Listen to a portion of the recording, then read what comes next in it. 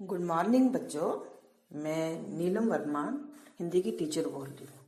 और बेटा, मैंने आपको जो पहला लेसन था हमारा हिंदी की पाठ्य पुस्तक का कबीर, उसकी साखियाँ मैंने 4 करवाई थी और साथ में मैंने आपको करवाया था कबीर दास जी का कवि परिचय। तो अब मैंने जो आपको 4 करवाई थी उसकी आगे वाली 4 और साखियाँ जो मैंने आपको नहीं करवाई थी उसको मैं आज करवाने जा रही हूँ। आप ध्यान से सुनो और उसका ध्यान से सुनकर आप अपनी नोटबुक पर लिखना। तो आज की जो हमारी साखी है वो है बेरे भुवंगम तन बसे, मंतर न लागे कोई, राम वियोगी ना जीवे, जीवे तो बोरा ओए। इसमें आपको मैंने पहले ही बताया है कि हर साखी का अलग प्रसंग है, व्याख्या तो है ही अलग है, प्रसंग भी अलग ही है। इसमें जो प्रसंग है इसमें आप क्या लिखोगे? प्रसंग में आप यह लिखोगे, इस साखी के रचयिता संत कबीर दास जी हैं। उन्होंने इस साखी में प्रभु के ना मिलने से जो दर्द होता है, जो दुख होता है, उसका वर्णन किया गया है। ठीक है, अब मैं आपको साखी पढ़ के सुनाऊंगी, उसके बाद मैं आपको इसकी व्याख्या कराऊंगी। लिखा है, वीरे भुवंगन तन बसे, मंत्र न लागे कोई, राम वियोगी ना जीवे, जीवे तो बोरा। विरह होता है ना मिलने की, जो बिछड़ने का जो दुख होता है उसको हम बोलते हैं विरह। भुवंगम होता है सांप, तन शरीर, बसे निवास करता है, मंत्र न लागे कोई, मंत्र मतलब कोई जंतर मंत्र काम नहीं करता। राम वियोगी, उस मालिक का, उस प्रभु का जो बिछड़ा हुआ व्यक्ति है वो ना जीवे, जीवित नहीं रहता। जीवे तो अगर वो जीता है, भोरा हो गया, पागल। तो इसकी मैं व्याख्या करूंगी। कबीर दास जी कहते हैं प्रस्तुत साखी में, बिरे भुवंगम तन बसे, उस प्रभु से मिलने से, ना मिलने से जो व्यक्ति दुख महसूस करता है, पीड़ा महसूस करता है, उसको सांप से तुलना की गई है। उसको सांप से तुलना की गई है। वो कहते हैं बेरे रूपी जो सांप है हमारे तन में बसा हुआ है, हमारे शरीर में बसा हुआ है। बेरे मतलब सच का सांप नहीं, भुवंगम। प्रभु से ना मिलने की जो दुख होता है, जो पीड़ा होती है, उसको सांप के साथ तुलना की गई है। उस सांप को निकालने के लिए कोई मंत्र काम नहीं करता, किसी भी मंत्र का असर नहीं होता। राम वियोगी ना जीवे, जो इंसान, जो व्यक्ति, जो मनुष्य राम से बिछुड़ गया है, भगवान को ना मिल पा रहा है, तो उसके वियोग में वो जीवित नहीं रहता। मतलब उसके वियोग में वो उस मालिक को मिलने के वियोग में तड़पता रहता है, तो जीता नहीं है, जीवित नहीं है वो। अगर वो जीवित है, अगर वो जिंदा रहता है तो बोरा होए, मतलब पागलों की तरह होता। सच में पागल नहीं, उस प्रभु के ना मिलने में वो पागल सा रहता है। मतलब कि अर्थात कि अपने ही विचारों में डूबा रहता है, उसकी अपनी ही अलग दुनिया है, इस दुनिया से वो अलग है, इसलिए उसको हम पागल कहते हैं। ठीक है, और इसका भावार्थ क्या हुआ? इसका भावार्थ ये हुआ कि आत्मा परमात्मा से मिलन ना होने पर जो उसकी दुख, उसके जो विरह है, वो सदा तड़पती रहती है। कि अगर आत्मा का मिलन परमात्मा से ना होता तो वो उस दुख में आत्मा वो तड़पती है। इसका भावार्थ ये हुआ। आगे है, निंदक नेड़ा राखिए, अंगन कुटे बनाई, बिन साबन बिन पानी, निर्मल करे सुहाई। ये तो आपको जैसे मैं पढ़ी हूँ, हो सकता आपको समझ आएगी होगी। इसका फिर वही प्रसंग, प्रस्तुत साखी हमारी जो इस साखी पाठ्य पुस्तक नवभारती से इसके रचयिता जो है संत कबीर दास जी हैं। इस साखी में कबीर जी ने निंदा करने वाले व्यक्ति का गुण बताया है। बेटा कभी आपने सुना नहीं होगा कि निंदा करने वाला जब बुरा इंसान है उसका भी कोई गुण होता है, परंतु कबीर दास जी ने इस साखी में बताया है। इसकी मैं व्याख्या करूंगी अब। क्या है? निंदक नेड़ा, निंदक होता है निंदा करने वाला, नेड़ा पास रखिए, उसके पास बैठना चाहिए। आंगन, आंगन कुटी बनाई, उसका कुटिया बना के देनी चाहिए। बिन साबन बिन पानी, वो साबन वो पानी के बिना निर्मल साफ करे सुभाई, हमारे स्वभाव को साफ स्वच्छ कर देता है। इसमें कबीर जी क्या कहते हैं? कबीर जी कहते हैं निंदा करने वाले व्यक्ति को हमेशा अपने पास बिठाना चाहिए या उसके पास बैठना चाहिए, जबकि हम बच्चों उसके पास नहीं बैठते, क्योंकि हम निंदा करने वाले, बुराई करने वाले व्यक्ति से हम घृणा करते हैं। परंतु कबीर जी कहते हैं उससे घृणा नहीं करनी चाहिए, उसे मित्र समझना चाहिए निंदा करने वाले को, और उसके पास बैठना चाहिए, उसको अपने पास बिठाना चाहिए। हो सके तो उसको अपने ही घर में एक कुटिया बनाकर दे दो, ताकि वो 24 घंटे या आप उसके पास 24 घंटे बैठे रहो। क्योंकि बिन पानी बिन साबन निर्मल करे सुहाए, क्योंकि वही निंदा करने वाला व्यक्ति हमारी जब भी निंदा करेगा, हमारी जब भी चुगली करेगा, जब भी हमारी बुराई करेगा, तो वो बुराई जो है बिना पानी और बिना साबन के हमारी मन से वो बुराई निकल जाएगी। किसी भी गंध को, किसी भी मैल को धोने के लिए हम साबन और पानी का इस्तेमाल करते हैं ना, परंतु हमें वो निंदा करने वाले व्यक्ति की निंदा से ही हमारे पाप, हमारी बुराइयां वो अपने आप धुल जाती हैं और हमारा जो स्वभाव है साफ हो जाता है, स्वच्छ हो जाता है, अच्छा बन जाता है। हम क्योंकि हम उस बुराई से अवगत हो गए, आगे से हम वो बुराई नहीं करेंगे। तो फिर बच्चों हमारे लिए वो निंदा करने वाला व्यक्ति शत्रु हुआ, मित्र? वो हमारा मित्र हुआ, क्योंकि उसने मेरी बुराई बता दी, तो मैं आगे से बुराई नहीं करूंगा। ठीक है ना? इसलिए निंदा करने वाले व्यक्ति को, चुगली करने वाले व्यक्ति को कभी भी उससे घृणा नहीं, वो हमारा मित्र ही है, क्योंकि वो हमारी बुराई बताता है। जो हमारी बुराई ना बताए वो हमारा मित्र थोड़ा हुआ, वो तो हमारा शत्रु हुआ। जो हमारी बुराई बताए तो वो तो हमारा मित्र हुआ, क्योंकि उस बुराई से हम दूर हो जाएंगे और हम अपना स्वभाव जो है वो साफ करेंगे। इसका जो भावार्थ है वो क्या हुआ कि निंदा करने वाले व्यक्ति से कभी भी घृणा नहीं करनी चाहिए। ठीक है? उसके बाद है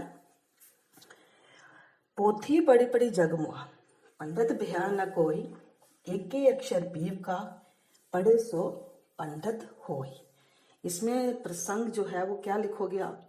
प्रस्तुत जो साखी है के रचयिता जो है वो संत कबीरदास जी हैं। उन्होंने इस साखी में व्यक्ति को ईश्वर से सच्चे प्रेम के बारे में बताया कि ईश्वर के साथ सच्चा प्रेम कौन करता है और कैसे करता है। ठीक है? अब हम करेंगे इसकी व्याख्या। पोथी बड़े बड़े जगमुआ, पंडित भया न कोई, एक ही अक्षर पीव का, पढ़े सो पंडित होए। पोथी होता है ग्रंथ, धार्मिक किताबें, बड़े बड़े पढ़कर, जग, पूरे जग की सारी धार्मिक किताबें। पंडित भया, पंडित विद्वान, इसमें विद्वान कहा है। और एक ही अक्षर पीव, परमात्मा का, उस प्रभु का, पढ़े सो पंडित हो, विद्वान बनता है। इसमें कबीर जी कहते हैं कि धार्मिक ग्रंथ, धार्मिक किताबें पढ़ने से कोई विद्वान नहीं बन जाता। धार्मिक पुस्तकें, ग्रंथ, किताबें पढ़ने से कोई विद्वान नहीं बन जाता, कोई पंडित नहीं बन जाता, जबकि उस किताबों में लिखा हुआ जो भी सच्चाई है उस पे हम अमल ना करें। खाली पढ़ने से कुछ नहीं होगा, पढ़ने से कोई विद्वान नहीं बन जाता। किताबें चाहे जितनी पढ़ लो आप रोज की, वो उसको हम विद्वान नहीं कहते। विद्वान हम उसी को कहते हैं जो लिखे हुए को अमल पे लाए, जिस पे अमल करे, जिसके साथ उसको कुछ ज्ञान हो, उसको हम पंडित कहेंगे। तो कहते हैं कि धार्मिक ग्रंथ पढ़ने से, पुस्तकें पढ़ने से कोई पंडित नहीं बन जाता। एक ही अक्षर पीगा, एक ही अक्षर है उस मालिक का, उस प्रभु का, उस ईश्वर का, उस परमात्मा का। उसी का स्मरण करने से, उसी का नाम जपने से हम भगवान को पा सकते हैं, और उसी को पढ़ने के बाद हम उस इंसान को हम विद्वान कह सकते हैं, वही विद्वान हो सकता है। तो इसका जो भावार्थ है वो क्या हुआ बेटा? इसका भावार्थ हुआ कि ईश्वर प्रेम की जो महत्ता है वो बहुत गौर ज्ञान की है। ईश्वर के साथ जो प्रेम है वो हर इंसान नहीं कर सकता, वही कर सकता है जिसको ईश्वर के साथ, ईश्वर के प्रति लगन हो। आगे की साखी है, हम घर जाला आपना, लिया मुराड़ा हाथ, अब घर जाला ताश का, जो चले हमारे साथ। इसमें कबीर जी कहते हैं कि प्रस्तुत साखी जो है, प्रस्तुत साखी हमारी पाठ्य पुस्तक नवभारती में से ली गई। इसके रचयिता संत कबीर दास जी हैं। इन्होंने इस साखी में समस्त विषय विकारों के बारे में वर्णन किया गया है। समस्त अंधविश्वास के बारे में वर्णन किया गया है। तो इसकी हम व्याख्या करेंगे। व्याख्या कैसे बेटा? व्याख्या इस तरह, हम घर जाला अपना, हम घर अपना घर, जाला जलाना, लिया मुराड़ा हाथ, मुराड़ा होता है लकड़ी की मिसाल, लकड़ी की मिसाल। जब घर जाला, जब हमने घर जाला ताश का, दूसरों का, तो चले हमारे साथ, हमारे साथ चल पड़े। इसमें कबीर जी कहते हैं कि हमने, जब हम सब लोगों ने, हम सब ने जलती हुई मिसाल लेकर अपने ही घर को जला दिया, अर्थात मोह माया के बंधन से मुक्त हो गए। जो घर जो है, हमने जो अपना घर बनाया उसको नहीं जलाया, हमने अपने शरीर का घर और शरीर को भी नहीं जलाया। शरीर के अंदर जो विषय विकार है, जो अंधविश्वास है, जो बुराइयां हैं, उसको हमने जलाया, उसको हमने खत्म किया, वो अज्ञानता को हमने खत्म किया, और हमने ज्ञान रूपी जो मिसाल लेकर जो है वो हम निकल पड़े सबको ज्ञान देने के लिए। और आगे है, अब घर जाला ताश का, जो चले हमारे साथ। जो लोग हमारे साथ उस ज्ञान रूपी मिसाल को लेकर चले हमारे साथ, तो उनके अंदर भी जो अज्ञान था वो भी खत्म हो गया, उनको भी ज्ञान की प्राप्ति हो गई। आई समझ? इसका भावार्थ ये हुआ कि अज्ञानता को दूर कर ज्ञान की प्राप्ति कैसे की जाती है। अपने अंदर जो हमारे अज्ञान है, बुराइयां हैं, उसको दूर करके ज्ञान की प्राप्ति कैसे की जाती है, ये इसका भावार्थ। अब जो आगे बेटा आया है, इसके प्रश्न उत्तर। प्रश्न उत्तर में है, पहला प्रश्न जो है, मीठी वाणी बोलने से औरों को सुख और अपने तन को शीतलता कैसे मिलती है? कैसे मिलती है? मीठी वाणी बोलने से, पहले मैं आपको बताऊंगी मीठी वाणी बोल, अगर हम अच्छा बोलेंगे, मीठा बोलेंगे, अच्छे वचन बोलेंगे, मधुर वाणी बोलेंगे हम दूसरे के साथ, तो दूसरे को अच्छा लगेगा, वो बार बार हमारे पास आकर बैठेगा हमारी बातें सुनने के लिए, क्योंकि उसके मन को हमने ठेस नहीं पहुंचाते, हम उसके मन को शांत रखते हैं, अपना मन भी। और जब हम दूसरे के मन को सुख पहुंचाते हैं, अच्छी बातें करते हैं, मधुर बातें करते हैं, कटु भरी बातें नहीं करते, उसका दिल नहीं दुखाते, और इसके साथ हमारे तन को, हमारे शरीर को भी सुख अनुभव मिलता है। इसलिए हमें हमेशा हर एक के साथ मीठी वाणी बोलनी चाहिए, कोई भी हो उसके साथ हमें मीठी वाणी बोलनी चाहिए। दूसरा प्रश्न है, दीपक दिखाई देने पर अंधियारा कैसे मिट जाता है? तो जब इस साखी के संदर्भ में स्पष्ट कीजिए। तो जब कबीर जी कहते हैं कि दीपक जलाने से एकदम अंधेरा खत्म हो जाता है, और इसी तरह जब हमारे अंदर ज्ञान का दीपक जलता है, हमें उस प्रभु के बारे में पता चलता है, उसका जाप करने, उसका स्मरण करने से हमें प्रभु के बारे में ज्ञान प्राप्त हो जाता है, तो हमारे अंदर की जो अज्ञान वो है ज्ञान के दीपक से मिट जाता है और रोशनी ही रोशनी हो जाती है। ईश्वर कण कण में व्यापक है, हाँ, पर उसे हम क्यों नहीं देख पाते? इसका उत्तर क्या है? ईश्वर, वो भगवान, वो ईश्वर हर कण में, हर जगह विद्यमान है, पर उसे हम क्यों नहीं देख पाते? उसे हम अज्ञान के कारण, अज्ञानता के कारण नहीं देख पाते। अज्ञानता क्या है? पहले भी मैंने आपको बताया, अज्ञानता है ये विषय विकार, बुराइयां जो हमारे अंदर बैठी हैं, जो प्रभु का नाम नहीं हमें लेने देती, वो अज्ञानता है जिसके कारण हम प्रभु को नहीं देख पाते। संसार में सुखी कौन है और दुखी कौन? इस साखी जो लिखी है इसमें आई ना ये वाली साखी, सुखी कौन और दुखी कौन। तो संसार में सुखी वही व्यक्ति है, संसारिक लोग, संसारिक व्यक्ति जो सिर्फ खाना पीना और सोना। और दुखी कौन है? दुखी वही व्यक्ति है जो मालिक को पाने के लिए दिन रात स्मरण करता है और इस नश्वर संसार को देखकर दुखी रहता है कि ये संसार नश्वर है, और इसको देख के वो दुखी रहता है। इसमें जो है सोना किसके लिए आया है? सोना, हाँ, यहाँ सोना और जागना किसके प्रतीक हैं? यहाँ सोना जो है वो सांसारिक सुखों में डूबे रहने का प्रतीक है। जो सांसारिक सुख सुविधाएं ऐशो आराम है उसमें डूबे रहने का प्रतीक है। और जागना जो है बेटा, वह भक्ति के मार्ग पर चलकर ज्ञान को प्राप्त होने का प्रतीक। क्या पता? सोना जो है वो है सांसारिक सुखों में डूबे रहने का प्रतीक, जागना जो है भक्ति के मार्ग पर चलकर ज्ञान प्राप्त होने का प्रतीक। ठीक है। अपने स्वभाव को निर्मल रखने के लिए कबीर जी ने क्या उपाय किया? बहुत सरल है।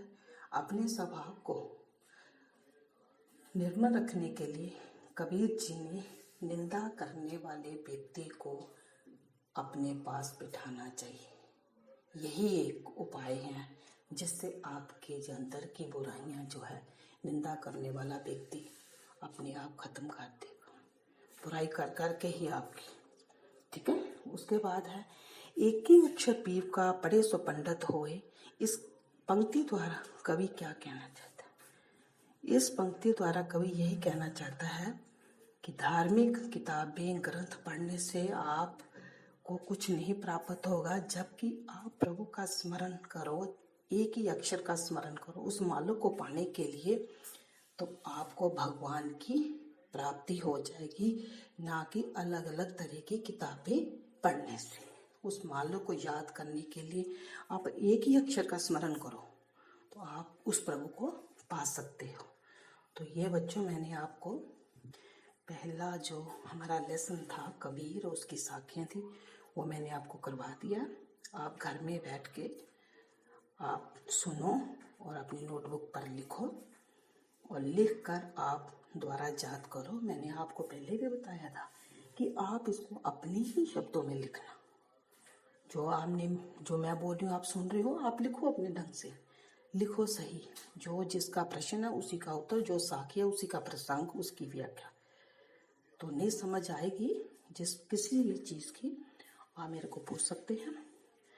और ये जो घर में बैठ के आपको बहुत टाइम मिल रहा है, आप कृपया करके घर में बैठ के आराम से पढ़ो।